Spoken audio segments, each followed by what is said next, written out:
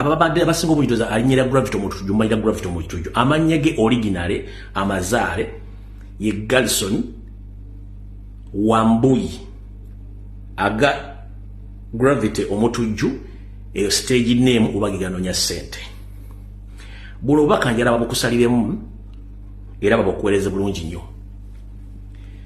muganda wange Galson Wambuyi nkulamusiza akaspenti oli bulungi je baliko jotusaka engalo nze ngenda kwawukanako n'abantu bonna abakedde okusomesa n'okubulira njagala nkubulira amazima gali bwe gati tukimanyi bulungi nnyo nti gwomu ku bavubuka abanoonya okubeeza obulamu bwabwe mu ngeri yonna esoboka oba ssente ozifunye otya kasitoba ng'ozirina naye kyannaku nnyo okuba nti bagenda kukozesa ensobi gy'oli ejjusa mu bulamu bwonna ensobi yeriro ddawa ebiseera bisinga eyatya okubuulirirwa asinkana ebizibu bingi nnyo kyobula baga nti obuteebuza butambuza mu mazzi ekiro muganda wange Galson Wambuyi eke Gravity Omutujju industry nto gimazeemu bbanga ddene katonda badde akublessinze n'emikisa naye olw'okuba nti okulyankuzibwa kyekizibu n'okwagala okugaggawala amangu kyekizibu kyammwe yensonga lwaki Museveni ne Sale Musale banoonya nnyo abantu abangwirwa okufuna okwagala ensimbi n'okufuna ffeemu bakozese nga tebeerowolereza kati gw'omu wagwa mu katego k'abaana abaami oli mwogezi mulungi tukumanyi era otinkuula entalo oli kafulu naye tonnafuna akukyalenjinga naye gye bujja ojja kifuna mu bujjuvu nga bw'okyagala ekisookera ddala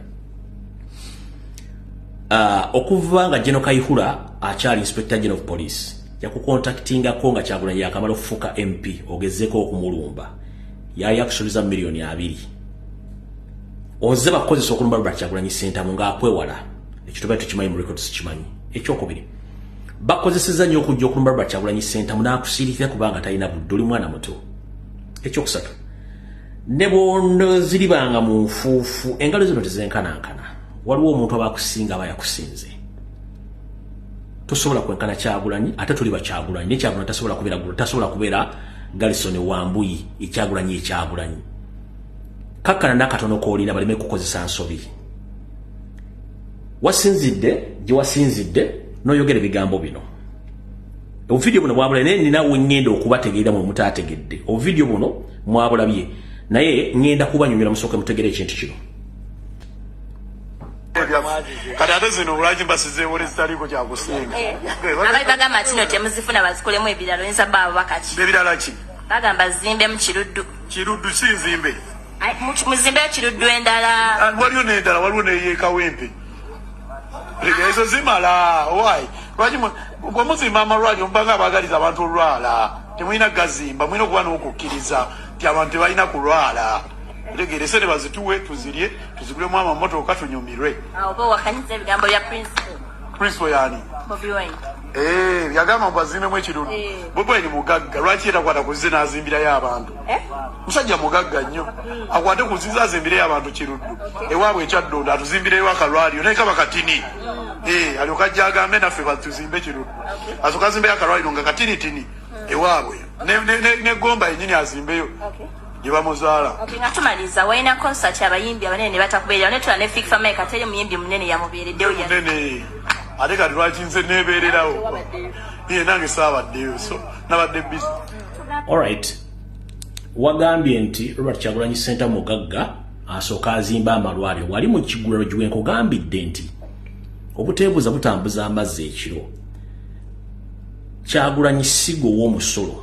Era sigo demandingako services government yeyino zikuwa ku ssente omusolo gw'osasula kyekisookera ddala okitegedde bulungi nnyo bw'ogamba Kyagulanyi mugagga yes mugagga naye ssente yakola nkole tebaamuwampe kinjagadde okusooka okutegeeza kati bwavudde awo olw'okuba nti olimu omukono gwa state abalamu nakye mutaategedde kankibanyonyole bulungi ne media ze batakigenda kibagamba omwami ono ali mu kakundi ka Kisawo vuga Salimo Salera ya mutwalaganya okukola ebintu bino byonna bwe yamaze okwogera ebigambo ebyo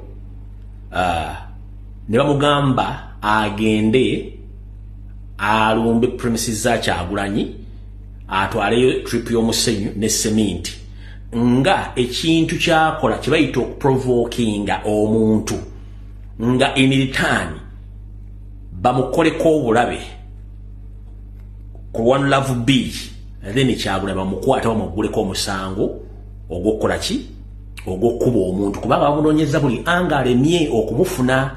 Omwami ono njagala kujjukiza Gravity Kyagulanyi abadde n'entalo eza music okuva ebbanga lyonna ng'agulana ne Chameleone agulana ne Bebe Cool ne Bebe Cool tajjangako kamooca kukola olutalo wadde okuteekawo ejjinja wadde ogenda emagero suula wadde akabokisi ka biscuit oba akaswaki kono bogenda ku One Love Beach busaba n'asulawo ekiki kyonna. The same applies to Chameleone n'abala bonna kabeere Kenzo takolangako kintu kya busiru kugenda ku property ya Kyagulanyi n'akolawo ekintu kyonna kyakoze no takikolangako.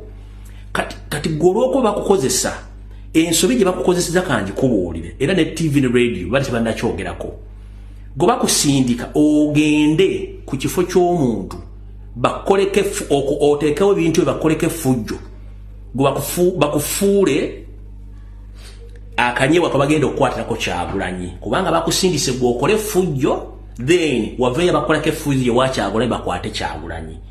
Eyo move gye bakutumya okukola nkyamu. Omwami lwe yamaze okwogera ebigambo bino yasindikiddwa naawe bwa ssente n'akamotoka n'agenda ku property ya Kyagulanyi n'akolawo bino wammanga.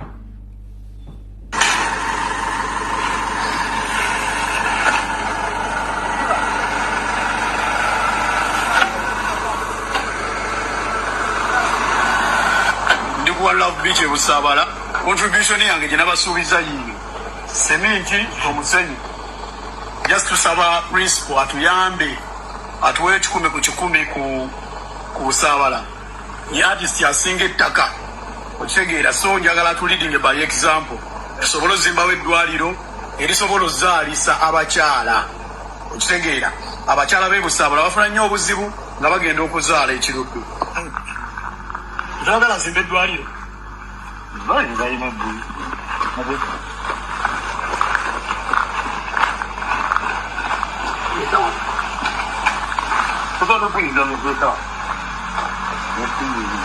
Ngenda nzimba ddwaliro yaman so principal ye contributing obutangwa sementi bubiri n'omusenyu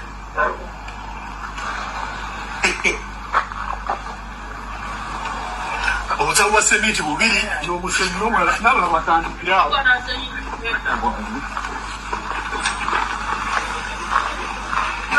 tulina ozimba eggwanga Uganda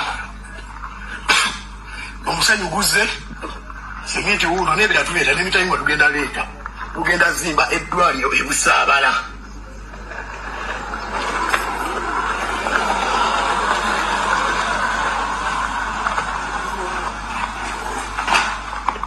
Kale omusenyu gyafuna engeri gy'okugyawo tegera oguyingize principal ogumukwase ngezezangu munoonya ku ssimu simufunye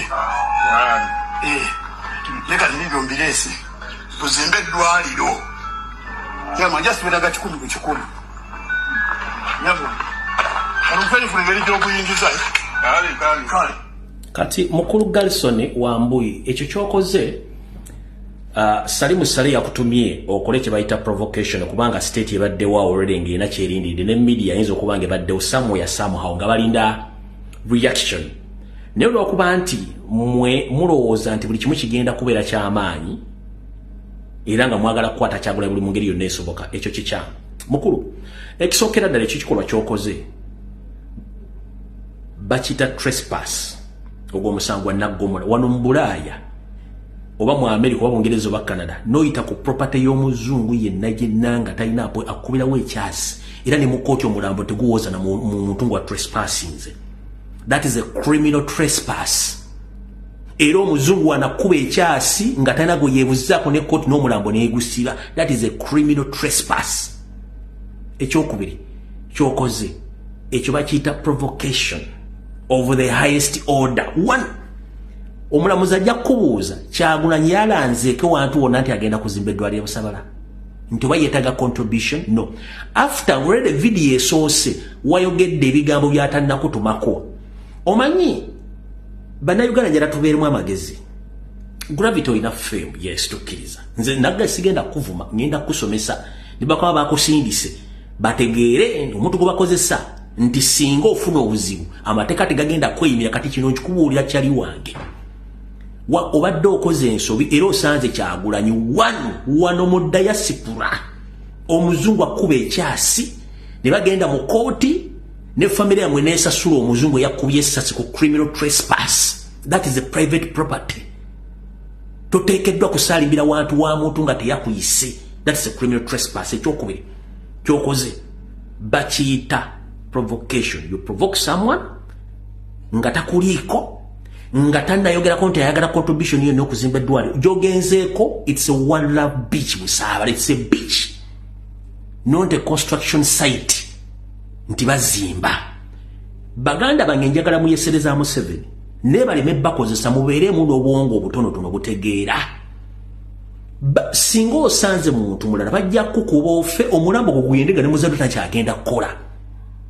It is a big mistake. Eyakuwadde amagezi wa Sali Musale nga n'abasirikale babadde waawo okwobuzavinga n'abamawuli. It is a mistake. Ekibakozeseza kintu kikyamu nnyo.